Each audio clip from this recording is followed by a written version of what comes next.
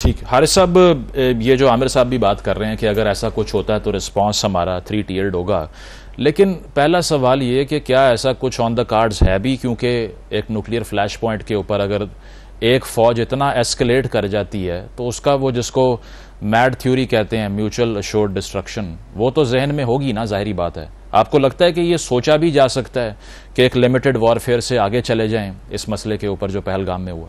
देखिए, आमिर सलीम राना साहब बिल्कुल बात ठीक कर रहे हैं and he is a very well aware journalist, I lot respect for it. बात ये है कि इंडियन जो ये वॉर मोंगर्स है ना जिंगोइज्म में, खासतौर पर 4 का टोला है, नरेंद्र मोदी, अमित शाह, राजनाथ सिंह और अजीत डोभाल, ये अखंड भारत की सोच लेके चल रहे हैं। इनकी सोच यही है और ये नरेंद्र मोदी समझते अभी भी स्टेशन पे कुली है लगा हुआ और वहां पर लोगों के बक्से उठा के फिर रहे हैं। He is not behaving of a prime minister of a very strong nuclear country. Pakistan ने अभी तक बहुत रिस्पॉन्सिबल न्यूक्लियर स्टेट की तरफ बिहेव किया है और हमने इनको वार्न भी कर दी कि we feel act of war अगर पानी का करते हैं means we use all available means.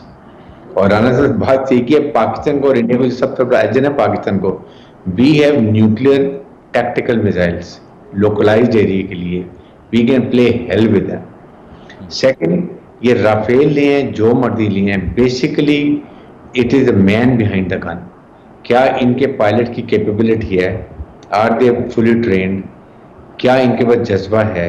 डरपोक इतने हैं कि जो ही हमारे जहाज उड़े हैं, जब ये अपनी फ्लाई कर रहे थे, ये फौरन लैंड कर गए हैं और जाके छुप गए हैं। ये इनकी टोटल कैपेबिलिटी है और इनका एक एक इंच एरिया हमारी मिसाइल टेक्नोलॉजी के रेंज की, मिसाइल के रेंज के अंदर है। दे नो के पाकिस्तान की बैटल हार्डन आर्मी है। इनको 27 फरवरी 2019 को हमने बता भी दिया था, सिखा भी दिया था। अभी इस दफा अगर इनके जहाज आए, अब फैंटास्टिक ट्रेनिंग नहीं होगी, अब कुछ और इनको चाय पिलाई जाएगी जो इनको सारी जिंदगी याद रहेगी। ये इतना जिंगोइज्म में पागल हो चुके हैं, वॉर एरिया ले गए हैं, मीडिया का इतनी हाइप कर दी। अब ये कुछ किए बगैर नहीं करेंगे तो अवाम इनको नहीं छोड़ेंगे और अगर करेंगे तो पाकिस्तान की मिलिट्री इनको नहीं छोड़ेगी। ठीक है, इस पे राना साहब जो हारिस साहब ने भी बात की है, एक तो जो इंटरनेशनल रिस्पांस है टर्की और चीन का, तो ये क्लियर है कि काफ़ी प्रो पाकिस्तान स्टांस रहा। अमेरिका के ऊपर वो कहते हैं ना, ऑल आइज ऑन अमेरिका, वो था कि अब ये क्योंकि जो इसको बताया जाता है कि ट्रंप जो है वो इंडियन कैंप में है, बहुत इंडिया लीनिंग पॉलिसीज़ हैं उनकी, लेकिन अब तक आपको लग रहा है कि सिर्फ न्यूट्रलिटी से, जिस तरह तर्जुमान अमरीकी महकमा खारजा ने कहा कि दोनों ममालिक से बात होगी, डी एस्केलेट करवाएंगे, अमेरिकन रिस्पांस को कैसे देख रहे हैं? देखें, इस वक्त उनका ये रिस्पांस भी इस खित्ते के लिए पॉजिटिव सेंस में मैं तो इसको समझता हूँ कि वो उनसे आप कुछ भी तवक्को कर सकते थे। जैसे उन्होंने यूएस एयरफोर्स 1 में कहा कि ये तो 1000 साल से लड़ रहे हैं और ये ठीक कर लेंगे, मतलब एक बिल्कुल। फिर उनके जाहिर है ये नपतुला जवाब है जो स्टेट डिपार्टमेंट दे रहा है और बता रहा है कि जी हम बात कर रहे हैं। तो एक्चुअली पाकिस्तान तो यही चाहता है ना, एस्केलेट ना हो। हमने अभिनंदन क्यों वापस किया? हम लड़ाई नहीं लड़ रहे थे, हमारे ऊपर मुसल्लत की थी, हमने जवाब भी दे दिया। हम कोई खौफजदा नहीं थे कि हमने अभिनंदन दिया, लेकिन हम ये जरूर चाह रहे थे कि डी एस्केलेशन होनी चाहिए। एक इस खित्ते में पूरी की पूरी जी इन दिनों में भी कितना खर्चा हो रहा है, बिल्कुल पाकिस्तान का भी हो रहा है, इंडिया का भी हो रहा है, तो क्या आम आदमी का उससे फायदा हो रहा है? नहीं हो रहा। लेकिन मुल्क के दिफा से भी ऊपर कुछ नहीं है। लिहाजा ये बात न्यूक्लियर फ्लैश पॉइंट वाली जो आप भी कर रहे हैं, तो ये सारी दुनिया समझती है कि हमने लंबी लड़ाई नहीं लड़नी।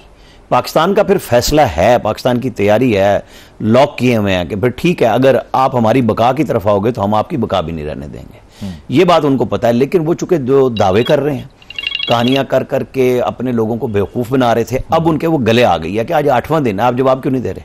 बिल्कुल। फॉल्स फ्लैग ऑपरेशन तो वो अपने इलेक्शनों जीतने के लिए कर रहा है, कहीं कुछ बताने के लिए कर रहा है। वो उल्टा उनकी जो वो मकबूजा कश्मीर में दुनिया से इन्वेस्टमेंट लेने के आना चाह रहे थे, वो भी उनकी खराब हो गई है कि आपकी सिक्योरिटी क्या है कि 4 घंटे दूर के रास्ते पे, अच्छा जिस जगह हमला हो रहा है वहां कोई सड़क तो नहीं जा रही, बिल्कुल हाइकिंग ट्रैक है, लोग बड़ी मुश्किल से जाते हैं और आपने चप्पे चप्पे पे लगाई हुई है, जो 4 चेक पोस्टें भी लगी हुई हैं, वहां पे भी पास वाला बंदा जाता है, आम आदमी नहीं गुजर के जाता वहां से। ये जिनको मुजाहिदीन कहें या वहां के लोग कहें, उनके पास उनकी हर तरह की चेकिंग होती है, ऐसे नहीं है। और सुसाइड बॉम्बर नहीं था, वो एस्केप कर गए। एस्केप देखे ना, वो क्या छलावे थे, इनके लोग मार के चले गए और वो किसी को नजर ही नहीं आ रहे। चले वहां इंटरनेट नहीं है, कुछ नहीं है, कैमरे मोबाइल के फोन तो मौजूद है ना, आखिर वो सयाह थे वहां पे, वो कर क्या रहे थे कि किसी एक के पास भी कुछ नहीं बचा। सही। तो इससे आपको लगता है कि ये जो फॉल्स फ्लैग वाला ये अब इनको ये फंस गए हैं, अब इसलिए मजबूरी है इनकी कि जैसे पिछली दफा किया हमने, देखे ना उस वक्त मैंने ये बात कही थी, मैं मुसलसल कह रहा हूं कि हमने इनके एयर आर्मी चीफ के नजदीक गोले मारे थे और हमने इनको मैसेज दिया कि हमें पता कि आप बैठे हुए हैं, यहां से निकल जाए, कि हम ये डायरेक्ट भी छावनी पे मार सकते थे। सही। तो इस दफा ये नहीं होगा। अच्छा, अब अगर ये कुछ करेंगे तो फिर छोड़ा किसी को नहीं जाएगा, ये फैसला है हमारा। ठीक है हारिस साहब, ऑन द लास्ट नोट, ये जो वाटर वॉर्स की आमिर साहब ने भी टर्म यूज की है, अब इस पे इंडस वाटर ट्रीटी की अगर वायलेशन कर दी जाती है, जो पाकिस्तान के 3 दरिया हैं उनका भी अगर फ्लो करटेल करने की कोशिश की जाए, तो आपको क्या लगता है कि फिर किस तरह इसको अप्रोच करें? क्योंकि वर्ल्ड बैंक की एक आर्बिट्रेशन में है तो ये वायलेशन ट्रीटी की, क्योंकि जो उसके आर्टिकल्स कहते हैं वो म्यूचुअल कंसेंट के बगैर आप ख़त्म नहीं कर सकते।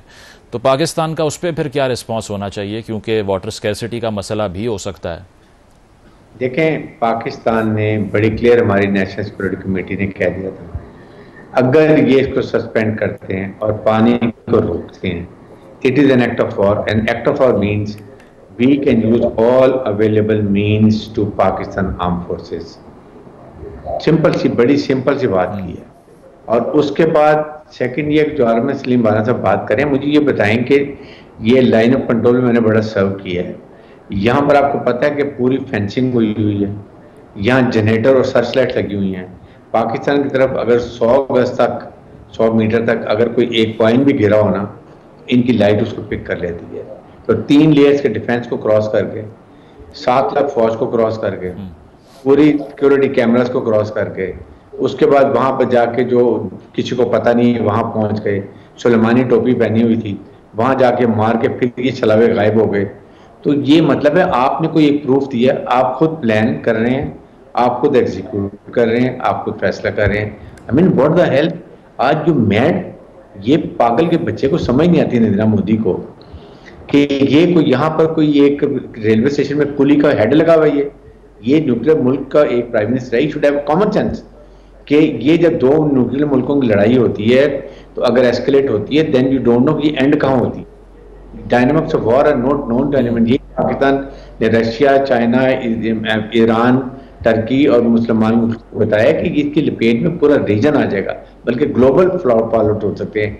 इसलिए लेकिन हारिस साहब मेरे पास, हारिस साहब लास्ट मिनट है, इस पे भी कमेंट कर दें कि अमेरिका आपको लगता है मीडिएशन की अगर कोशिश करे तो दोनों पार्टीज कुछ ना कुछ डी एस्केलेट कर सकती हैं इस पे?